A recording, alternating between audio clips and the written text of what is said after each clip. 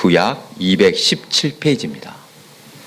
오늘 우리에게 주시는 하나님의 말씀, 민수기 14장 1절부터 10절 말씀, 제가 읽겠습니다. 온 회중이 소리를 높여 부르짖으며 백성이 밤새도록 통곡하였더라. 이스라엘 자손이 다 모세와 아론을 원망하며 온 회중이 그들에게 이르되 우리가 애굽 땅에서 죽었거나 이 광야에서 죽었으면 좋았을 것을 어찌하여 여호와가 우리를 그 땅으로 인도하여 칼에 쓰러지게 하려 하는가? 우리 처자가 사로잡히리니 애굽으로 돌아가는 것이 낫지 아니하랴. 이에 서로 말하되 우리가 한 지휘관을 세우고 애굽으로 돌아가자 하매 모세와 아론이 이스라엘 자손의 온 회중 앞에 엎드린지라. 그 땅을 정탐한 자 중 눈의 아들 여호수아와 여분의 아들 갈렙이 자기들의 옷을 찢고 이스라엘 자손의 온 회중에게 말하여 이르되 우리가 두루 다니며 정탐한 땅은 심히 아름다운 땅이라. 여호와께서 우리를 기뻐하시면 우리를 그 땅으로 인도하여 들이시고 그 땅을 우리에게 주시리라. 이는 과연 젖과 꿀이 흐르는 땅이니라. 다만 여호와를 거역하지 말라. 또 그 땅 백성을 두려워하지 말라. 그들은 우리의 먹이라. 그들의 보호자는 그들에게서 떠났고 여호와는 우리와 함께 하시느니라. 그들을 두려워하지 말라 하나 온 회중이 그들을 돌려 치려 하는데 그때 여호와의 영광이 회막에서 이스라엘 모든 자손에게 나타나시니라. 아멘. 우리 함께 인사 나눕니다. 보고 싶었습니다. 사랑합니다. 우리는 한 가족입니다. 네. 이렇게 네 분이 앉아있으니까 참 보기 좋네요. 유수환 집사님 그 자리에. 네, 반갑습니다. 네. 새해 두 번째 주일을 맞았습니다. 새해가 되면 대부분 교회에서는 재직 세미나도 하고 또 특별 새벽 기도회를 갖습니다. 이런 행사를 하는 것은 한 해도 맡은 사명을 각성하여 잘 감당하자는 의미로서 이런 행사를 하는데 그때마다 강조하는 것이 바로 충성입니다. 설교에 자주 인용되는 충성에 관한 예화 한 편을 소개하고자 합니다. 제가 안 가봐서 잘 모릅니다. 스코틀랜드의 수도는 에든버러인데 이 에든버러에 가면 옛날 중세풍의 건물로서 오래된 교회가 하나 있는데 그 교회 이름이 그레이 프레이어스 교회가 있다고 합니다. 이 교회가 어떤 교회인고 하니 종교개혁 이전부터 있었던 교회로서 이 개혁 기간 동안에 개혁 운동의 중심이 되어서 오늘날 스코틀랜드 교회에 초석이 되었다고 합니다. 이 교회 정원에는 신앙을 지키다 순교한 사람들, 순교자들이 많이 묻혀 있습니다. 또한 이 뒷뜰에는 당시의 감옥이 그대로 보존되어 있다고 합니다. 그런데 이 감옥은 특이하게 지붕이 없어서 눈이나 비가 오면 수감자들은 그 눈과 비를 그대로 몸으로 견뎌내야 했습니다. 또 한 가지 특이점은 수감된 사람이 언제든 나가고 싶으면 나갈 수 있다는 것이었습니다. 누구도 말리지 않으니까 얼마든지 자유롭게 나갈 수가 있었습니다. 그런데 그 감옥을 나가는 순간 어떻게 되겠습니까? 그 사람은 개혁신앙을 포기한 자구나 이렇게 간주가 되었습니다. 그것 때문에 당시 개혁신앙인들은 스스로 맹세한 것처럼 형장의 이슬로 생명을 주님께 바치겠습니다. 이렇게 맹세한 대로 목숨을 부지하기 위해 감옥문을 나서지 않았습니다. 목숨을 걸고 신앙을 지켰던 것입니다. 충성이란 바로 이런 것입니다. 얼마든지 선택의 여지가 있지만 모든 가능성을 스스로 버리고 오직 주님께 드려지는 삶을 살다가 생명을 바칠 뿐입니다. 이러한 충성의 터전 위에 오늘 우리들의 교회 우리가 서 있는 것입니다. 다음 세대에게 물려줘야 할 유산도 바로 이러한 믿음이요 또 이러한 충성임을 믿으시기 바랍니다. 하나님께 충성스러운 사람들은 위기의 순간에 보석처럼 빛을 발합니다. 평소에는 어쩐지 몰라도 어려운 일이 닥칠 때 충성이 필요한 순간에 진면목을 보게 됩니다.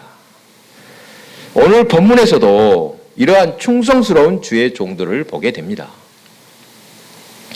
몇 차례 들어본 본문의 내용일 것입니다. 이스라엘 백성이 출애굽하여 광야길로 들어선 지 약 2년 가까이 되는 때였습니다. 더디게 진행을 했지만 그래도 가나안 땅을 목전에 두게 되었습니다. 이집트에서 가나안 땅에 이르는 지름길, 가까운 길은 해변길입니다. 그곳으로 곧장 올라가면 며칠이면 충분히 들어갈 수 있는 거리였습니다. 하지만 하나님께서 그 길로 인도하지 않으셨습니다. 그 이유를 출애굽기 13장 7절에 말씀합니다. 바로가 백성을 보낸 후에 블레셋 사람의 땅의 길은 가까울지라도 하나님이 그들을 그 길로 인도하지 아니하셨으니 이는 하나님이 말씀하시기를 이 백성이 전쟁을 하게 되면 마음을 돌이켜 애굽으로 돌아갈까 하였음이라. 가는 길에 무서운 군대를 만나면 다시 애굽으로 돌아가자 할까 봐서 하나님은 이스라엘 백성을 참으로 섬세하게 인도하셨던 것입니다. 그들을 위해서 깊이 배려하시는 모습입니다. 그렇게 광야길로 인도하시고 시내산에 이르러서는 십계명이 기록된 두 돌판 율법을 주셨습니다. 성경을 자세히 읽어보면 시내산에서 율법을 받은 후에는 징계도 따르기 시작함을 알 수 있습니다. 전에는 불평하고 원망해도 다 들어주시고 넘어가 주셨지만 율법, 즉 말씀을 주신 후에는 주신 말씀대로 순종도 요구하셨다는 것입니다. 그리고 또 성막이 세워준 후에 이스라엘은 성막을 중심으로 살았습니다. 성막에서 떠오르는 구름 기둥과 불 기둥을 따라 이동합니다. 구름 기둥이 성막에서 떠오르면 출발합니다. 민수기 9장 17절입니다. 구름이 성막에서 떠오르는 때에는 이스라엘 자손이 곧 행진하였고 구름이 머무는 곳에 이스라엘의 진을 쳤으니 이스라엘 자손들은 그들의 계획에 의해서가 아니라 철저히 하나님의 주권을 따라 하나님의 시간표에 의해서 나아갔던 것입니다. 구름기둥, 불기둥을 따라 하나님의 인도하심을 따라 행진하기도 하고 머밀기도 하면서 영적인 훈련을 받았습니다. 모세가 이스라엘 자손들을 이끌었지만 진짜 이스라엘을 인도하자는 누구십니까? 바로 하나님이셨습니다. 하나님은 영이시기 때문에 형상이 없으셔서 사람이 눈으로 볼 수는 없습니다. 그래서 하나님은 자신의 임재를 낮에는 구름기둥으로 밤에는 불기둥으로 나타내 주셨습니다. 여러분, 우리가 잘 아는 구름기둥, 불기둥 많이 들어보셨죠? 이 구름기둥과 불기둥은 다양한 역할을 했습니다. 버섯 모양의 구름으로 이스라엘 자손들의 진영을 뒤덮어 낮에는 뜨거운 햇볕을 막아주고 또 밤에는 추위를 막아주는 역할을 했습니다. 또한 이 구름기둥과 불기둥은 길이 없고 이정표가 없는 광야에서 이스라엘 백성을 인도하는 역할도 했습니다. 하늘로 높이 솟아있는 구름기둥과 불기둥 언제 어디서나 잘 볼 수 있어서 하나님은 구름기둥과 불기둥으로 밤낮 없이 이스라엘 자손의 나아갈 길을 인도하셨던 것입니다. 그렇게 하나님의 인도하심을 따라 가데스 바네아에 이르렀을 때 모세는 이스라엘 백성들을 다 한자리에 모은 후에 각 지파에서 한 명씩을 뽑아서 12 정탐꾼을 선발했습니다. 모세는 이 사람들을 바란 광야에서 가나안 땅을 정탐하도록 보냈습니다. 그렇게 40일 동안 가나안 땅을 정탐 갔던 12 정탐꾼이 돌아와서 보고하는데 본문 바로 앞을 보니까 10명의 정탐꾼이 부정적이고 비관적인 말을 했습니다. 12명 중에 10명의 정탐꾼은 아낙 자손들의 포로가 되었는지 그들의 대변인들처럼 이스라엘 백성들이 낙심한 말을 했습니다. 13장 27절 8절입니다. 당신이 우리를 보낸 땅에 간즉 과연 그 땅에 젖과 꿀이 흐르는데 이것은 그 땅의 과일이니이다. 그러나 그 땅 주민은 강하고 성읍은 견고하고 심히 끌 뿐 아니라 거기서 아낙 자손을 보았으며, 또 32절에도 계속해서 이스라엘 자손 앞에서 그 정탐한 땅을 악평하여 이르되 우리가 두루 다니며 정탐한 땅은 그 거주민을 삼키는 땅이요 거기서 본 모든 백성은 신장이 장대한 자들이며 거기서 네피림 후손인 아낙 자손인 거인들을 보았나니 우리는 스스로 보기에도 메뚜기 같으니 그들이 보기에도 그와 같을 것이니라. 여러분 한번 상상해 보십시오. 지금 이스라엘 백성들은 뜨거운 광야, 물도 먹을 것도 없는 광야에서 고생하며 젖과 꿀이 흐르는 가나안 땅만 기대하며 왔습니다. 그렇게 고생해서 이제 가나안의 문턱이라고 할 수 있는 가데스 바네아에 이르렀습니다.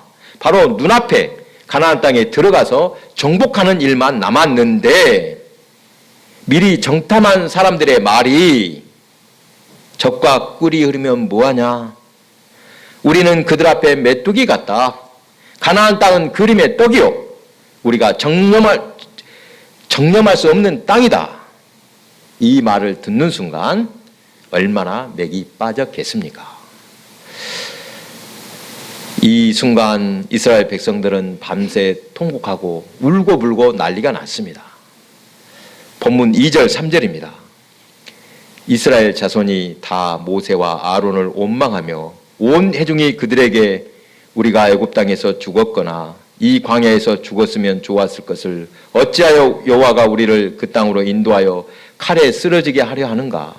우리 처자가 사로잡히리니 애굽으로 돌아가는 것이 낫지 아니하랴. 여러분 지금 이스라엘 백성들의 원망과 불평이 전혀 말도 안 되는 소리입니까? 아무것도 모르면, 상황을 모르면 야, 참 철없는 사람이다. 불평한 것은 나쁘게만 말할 것입니다. 그러나 성지 순례를 통해 직접 광야를 체험해 본 분들, 그분들은 당시 이스라엘 백성들의 고충을 충분히 이해할 것 같다고 말합니다. 광야 생활이 얼마나 고달팠겠습니까? 어느 것 하나 편한 것이 없습니다. 그렇게 힘들어도 참고 견뎠는데 이제 약속의 땅 가나안이 코앞인데 정탐꾼들의 말을 듣자 하니 완전히 속았다고 여겼던 것입니다. 그들의 불평하는 말, 저주하는 말을 듣고 있던 두 명의 정탐꾼 여호수아와 갈렙은 그들의 옷을 찢으며 이스라엘 백성에게 목청껏 외칩니다. 옷을 찢는 행동, 절망이나 슬픔, 그리고 수치심, 분노, 애통과 같은 심한 감정적 동요를 나타내는 행동입니다. 견딜 수 없는 안타까운 마음으로 말했습니다. 우리가 두루다니며 정탐한 땅은 심히 아름다운 땅이라 여호와께서 우리를 기뻐하시면 우리를 그 땅으로 인도하여 들이시고 그 땅을 우리에게 주시리라. 이는 과연 젖과 꿀이 흐르는 땅이니라. 다만 여호와를 거역하지 말라. 또 그 땅 백성을 두려워하지 말라. 그들을 우리의 먹이라. 그들의 보호자는 그들에게서 떠났고 여호와는 우리와 함께 하시느니라. 그들을 두려워하지 말라. 12명 중에 단 2명의 정탐꾼이 한 말이라서 그런지 백성들은 그 사람들의 말을 듣지 않고 오히려 돌로 치려고 달려들었습니다. 앞에서도 말했듯이 출애굽을 해서 곧장 가나안 땅으로 향했다면 나흘이나 닷새 충분한 거리입니다. 아무리 많이 걸려도 일주일이면 갈 수 있는 거리라고 합니다. 하지만 이스라엘은 이 가데스 바네아의 사건으로 40일의 하루하루를 각각 1년씩 계산하여 40년을 광야에서 맴돌아야 했습니다. 하나님께서는 이스라엘을 약속하신 가나안 땅으로 들여보내시기 전에 광야를 걷게 하셨습니다.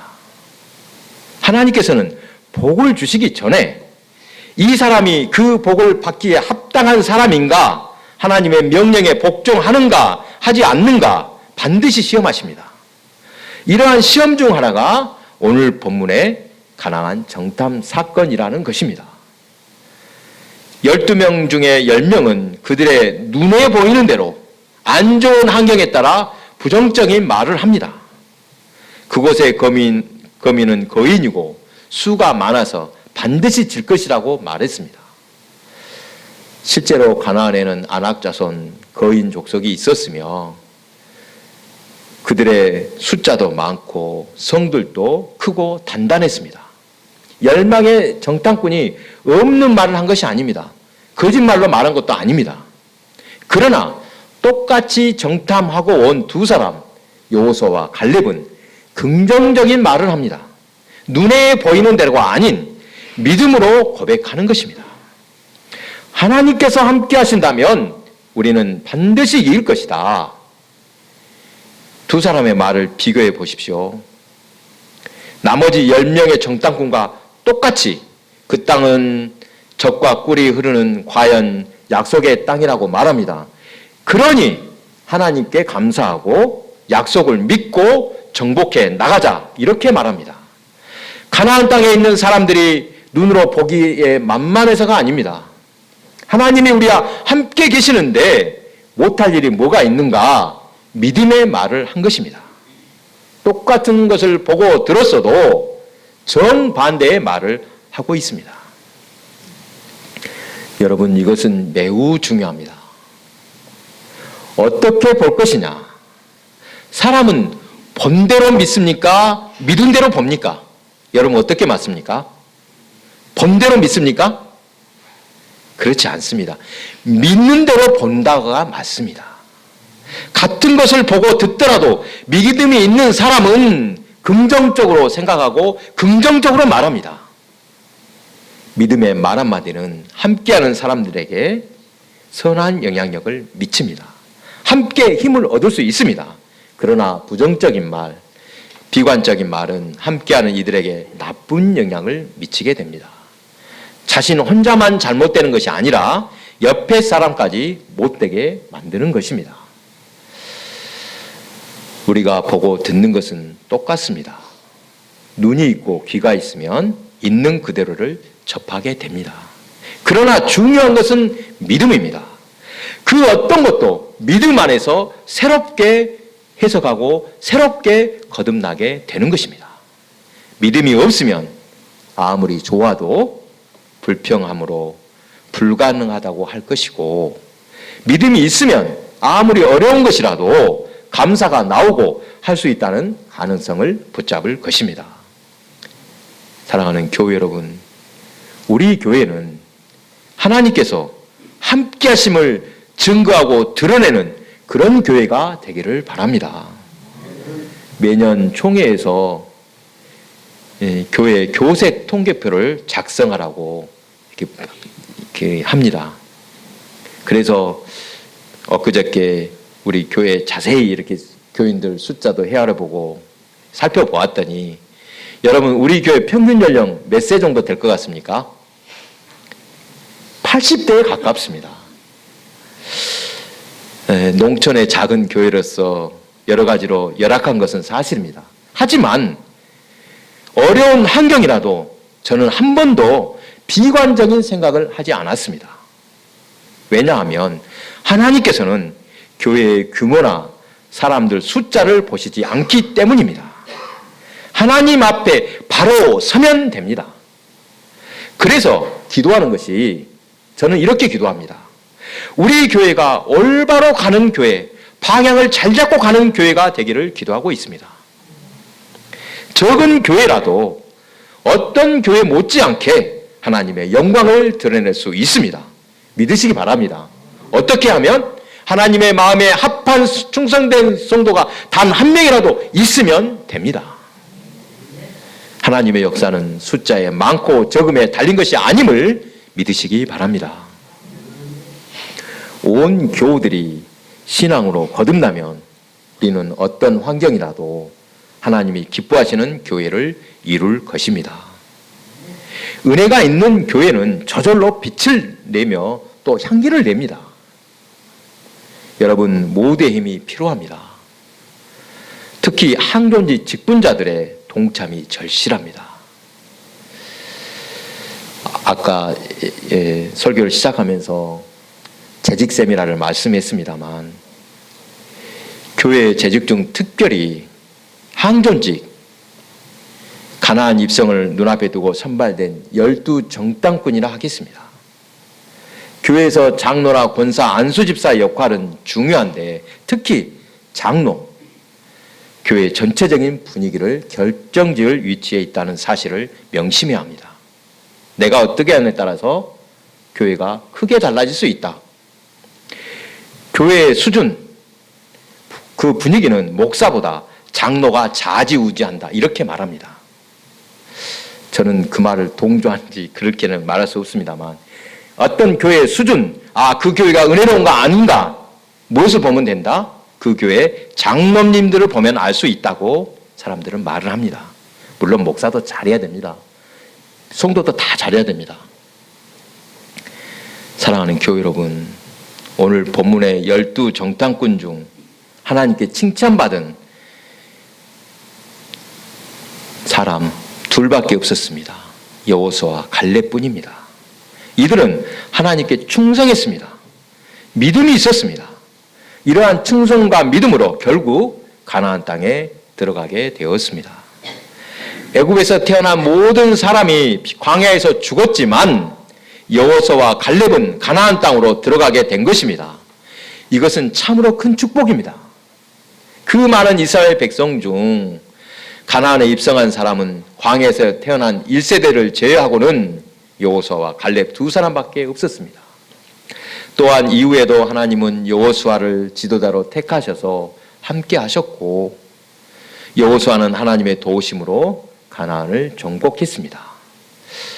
설교를 준비하면서 이 여호수아를 다시 보게 되었습니다.